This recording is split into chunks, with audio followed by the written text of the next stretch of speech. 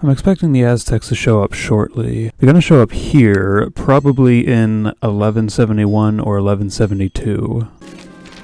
A little bit earlier than I was expecting. So they've got 100,000 troops. I've got 10,000. And I've got a lot of money from last episode. I don't remember exactly how I got that. So I can hire like 10,000 more in mercenaries. There's always a second fleet. I think this is the worst luck I've had so far, though. The first fleet's always landed here, but in my previous attempts, the second fleet has landed in several different places. So I reloaded the autosave and hope that this time I'm more lucky with where that second fleet decides to land. As expected, same as last time. Yeah, this one went for Iceland. So I've got like 20,000 troops. Well, I'm still outnumbered 5-1 against their 100,000, but as you can see, they are kind of spread out. So I'm hoping I may be able to defeat the Aztec army in detail. There's one of their commanders dealt with. Got a river crossing penalty and a terrain penalty, but still take that.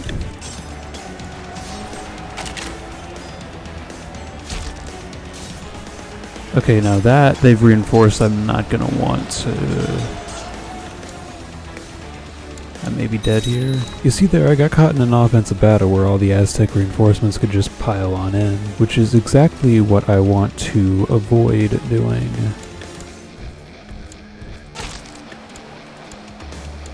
I want to see if I can bait the Aztecs into attacking me on favorable terrain. Of course, they're piling into that, but I might be able to win some of these battles. Nope. And if I lose this battle, it's going to be worth enough war score to lose me the war, probably. Yep. Increasing my efforts to become a warrior may do me some good in the upcoming... that. Alright, so what if this time I borrow 300 from the Jews, and then I hire not one, but 2 mercenary companies. I could afford to hire a third, but these 2 already are going to be pretty expensive to maintain. Alright, so now we've got a quarter of the Aztec. I don't know what happened, but they've got so much less than normal. I might actually be able to win this one. I went from Morocco this loop. I'm not allowed to do well this game. Yeah, I'm going to have to win in the next 3 months, which means I won't be able to spend as much time as I'd like maneuvering before the battle.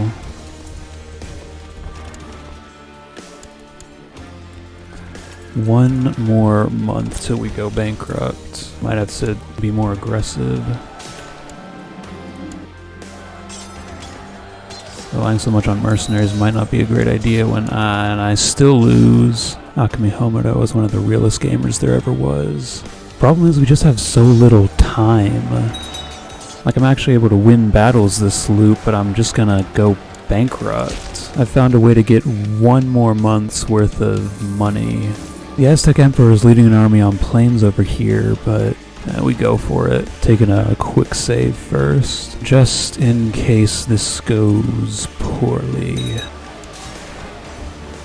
If the Grandmaster of the Knights Templar had 25 opinion of me, I'd be able to borrow more money from them, which gets me another 3 months. Too bad this doesn't count as a holy war, so I can't hire holy orders. But anyway, I can send him a gift to get him to like me a lot more, and then I will make that back with the money I borrow. And it looks like they're all gathering into one massive death stack down there. And the Aztecs went in the south, so the rest of that 100,000 is probably going to come up to Ireland now. Wait, the dragon! Lutheran, is that you? Oh, you know that adventure guy from earlier? Apparently by myself I've got 60% plot power against him, and I can invite 2 people to get up over 100%. Did have to spend some money on that, but I don't think it's going to be enough to matter, considering how much I'm losing him. I'm going to get there first. I'm going to get a defensive battle in hills, and then they're all going to pile in, so it's not going to matter. And this loss here is going to be enough to lose me the war? No. That's surprising. Of course, I've run out of money.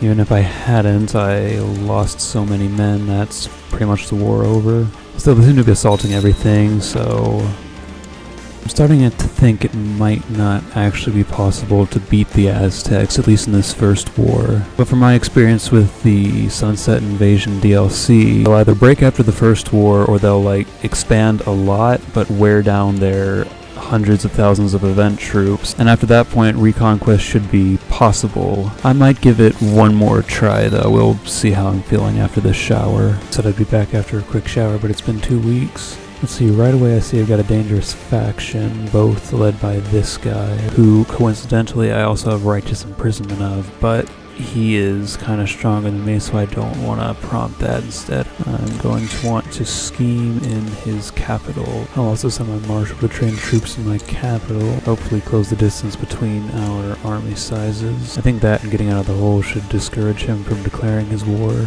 Great, more of Ireland inherited by foreign lords. The heir to this duchy here is now married to my son. I think it would be a good idea to assassinate this man before he can bear a son of his own. Of course, I can only have the one assassination plot going at a time. Oh, would you look at that, the Aztecs are invading England now. I was hoping he would die before he could declare that. Still, I've got a larger army than him.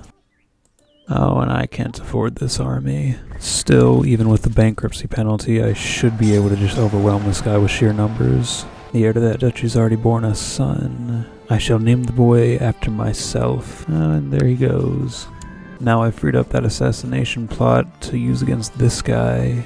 Now the only person who might join the plot would be my spy master, and I'd have to bribe him. You know, I'm not certain we'll have the strength to defeat the Aztecs quite yet, but... Oh look, there's England gone. Why would I give my titles away? I literally have a claim to the kingdom. I literally own the kingdom. I could even make it my primary title. Hold up, that still shows up as the Kingdom of Ire though. Wait, that was my son's wife? I just...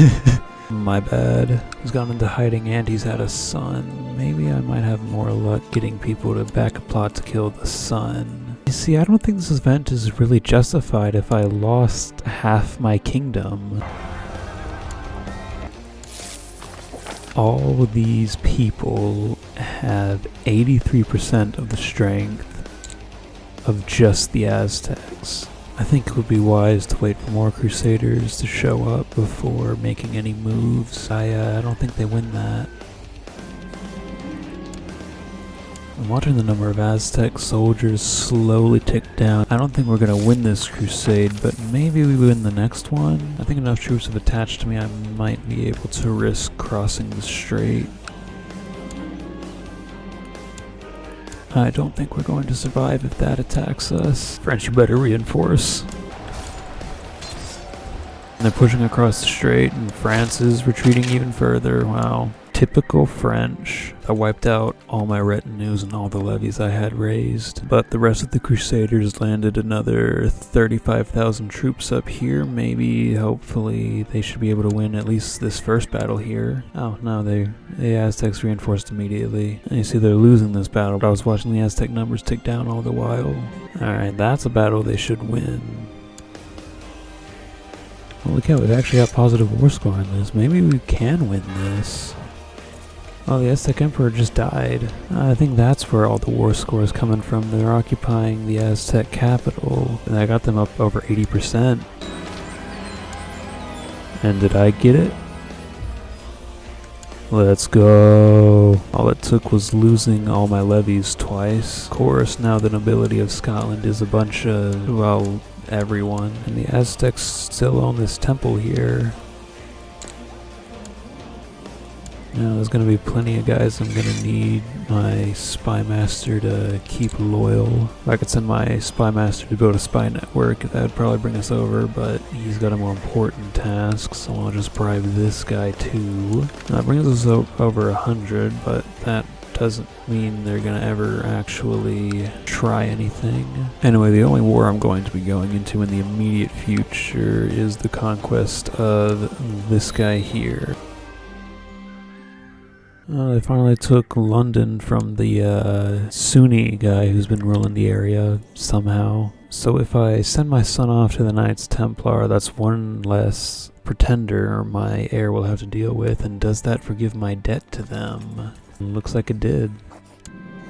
Huh, I have a third kingdom, Crusader Alba. I'm gonna have to, you see, I'm already the king of Alba. I think I will make Ireland my primary again. Setanta the Protector, I like that epithet. Oh, hey, I got the Crusader King trait. That's like the name of the game. I've gotten this plot power to exactly 100%. I remember that Viking adventure from earlier? Well, have fun in the Baltic Crusades. Man, look at all those people who'd be upset if I disrespected our dynasty. Ooh, the Aztecs are invading the Almoravids now. That'll be interesting. Can't really expand too much more until the Aztec death stacks have been whittled down a bit. Guess this is a good time to finally get around to taking back Desmond. I don't think being forgotten entirely is really a possibility at this point. Oh right, yeah, my wife's also gonna be upset by my having an affair with my son's wife. And there's another vassal obligated. Oh yeah, so the Aztecs have finally reached into Spain, but I was going to point out they've also taken North Africa. They're butting up against the Egyptians now. Easy war. Yes, you're average Croat, I see. I think I'll also do some expansion against Norway while I wait, and the Pope will allow me to claim Orkney because, well, it's ruled by a woman. The kid's Croatian, he just looks black because his mother was Italian. Anyway, I realized while editing what I'd recorded last night that I have enough money to found a new empire. All I need is another kingdom title, which I just so happen to be able to create. I am now Emperor Setanta the Protector. Now I can give one of these kingdom titles to my son and make the mess that is the Scottish nobility someone else's problem. According to Google Translate, this means 3 kingdoms in Irish. Anyway, time to deal with Norway. Huh. Yeah, I won't be sorry to see the back of you. So my heir's son has had a daughter, and she's a genius. That's what I like to see. Thank you, random name generator. Flan is exactly what I wanted to name her. Oh right, yes, the Teutons are allied with Norway. That's why I delayed this long. You know, between them, the Teutons and Norwegians actually have more troops than I do, or did at the start of the war, but it's not really gonna help them out any if they keep dividing their forces like this. No, I'm gonna lose the Protector! I fulfilled my ambition, but at what cost? Oh, and the King of Norway was in that, So the Norwegians here are defending against the Aztec invasion of Andalusia, and so I went over to check the Aztecs, and I think they've lost their event troops. Or at least they're down to only 18,000, only down to 16,000 of them. I was hoping the Pope would call a crusade for England, but if the Aztecs are so weakened, I might just be able to go in and start holy warring them. Although, actually, do you know how I could take more land than just a regular holy war? I will need a holding for him first, though. I mean, I do have this holding up here, but I'm kind of saving that in hopes that I get a pretender to Iceland at some point. My son here is in a faction which is considered dangerous, but that should take him out of it. And now it's just this guy. The Emperor is dead, and long live the Emperor. Now that there's a new king, I've got to obligate people all over again. Alright, so that castle's built. So now I could declare for Lancaster, but first I'm going to want to make sure this guy stays out of factions, because I don't want to invade England only for a civil war to pop up behind me. I may need to borrow some money to hire mercenaries if there is a civil war, so I will bring the Jews back. No guarantees that y'all won't be kicked out again, though. King of France wants to marry my daughter. That should allow me to get an alliance with him. Okay, real quick, before you do that... well then what's the point of that anyway? Nothing too fancy as far as mercenaries are concerned. Also, because this guy's the faction leader, he's only getting levied troops from here rather than taking advantage of this guy's full army. So they've only got 4,000, and I probably could have won that without even... well... I did lose a lot of vassal troops, so...